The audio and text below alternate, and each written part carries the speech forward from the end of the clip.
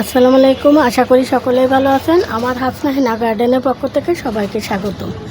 আমার গার্ডেনে দেখেন একটা ঝুলন্ত টবে গ্রিন লিফ, সাথে আমি কুঞ্চি লতা বা গেট ফুল যাকে বলে, এক একজন এক এক রকম বলে, একটি টবে দুটি গাছই আমি প্রতিস্থাপন করেছি। দেখেন মাশাআল্লাহ আমার গেট ফুল গাছে কি চমৎকার ফুল ফুটে আছে, গাছটি ভরে গেছে।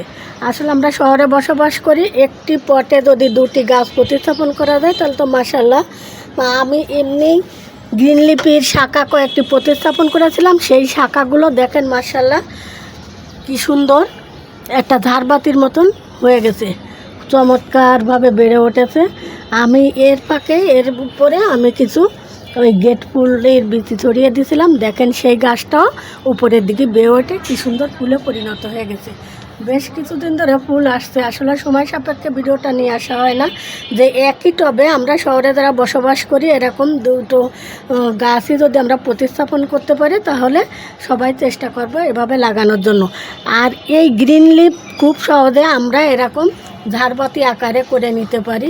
কয়েকটি শাখা প্রতিস্থাপন করলে তাহলে এই শাখা থেকে শাখা বৃদ্ধি হবে, শাখা বৃদ্ধি হয়ে এভাবে যদি আমরা ঝুলন্ত টবে দিই, দেখেন একটা ঝাড়বাতি আকারে হয়ে গেছে, বেড়ে একদম নিচেই নেমে গেছে, কি সুন্দর। আসলে এর কোনো পরিচর্যা নেই, আমি শুধু এক ভাগ মাটি, এক ভাগ গার্ডেন সয়েল আর এক ভাগ পচা সার দিয়ে এর ভিতরে 1 চামচ নিমখোল মিশিয়ে দিয়ে এই মাটিটা তৈরি করে আমি কয়েকটি শাখা প্রতিস্থাপন করছিলাম। সে থেকে এরপরে এখনও আমি কোনো খাবার দিইনি। খাবার দেওয়ার ভিতরে একটাই দিই, আমার কিচেন ওয়েস্টে যখন ডাল আর আলু ধোয়া পানিটাই আমি বেশিরভাগ করে এই গাছে দিয়ে দিই। আর আমি যখনই গেট ফুলের বিচিটা দিছি তখন শাখা বেড়ে উঠে গেছে, তখনই আমি ফুল আনার জন্য এখানে মাঝে মধ্যে কলা, পাকা কলার যে খোসা আছে ওটা ভিজিয়ে রেখে 2-3 দিন পরে সেই পানিটা আমি প্রয়োগ করি, যাতে গাছে প্রচুর পরিমাণে ফুল আসে।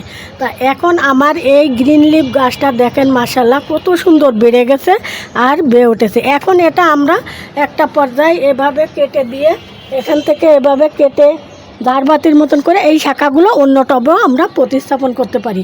আর এখন আমি এগুলো কেটেও নেব, যেহেতু অনেক বেড়ে গেছে, কেটে অন্য পটে প্রতিস্থাপন করব। তা আমরা খুব সহজে 3-4টে শাখা যদি এভাবে সংগ্রহ করতে পারি তাহলে আমরা অনেক টবে প্রতিস্থাপন করতে পারি এবং বেলকুনি কিংবা ঘরের কোনো স্থানে আমরা এভাবে সাজিয়ে রাখতে পারবো ঝাড়বাতি স্বরূপ।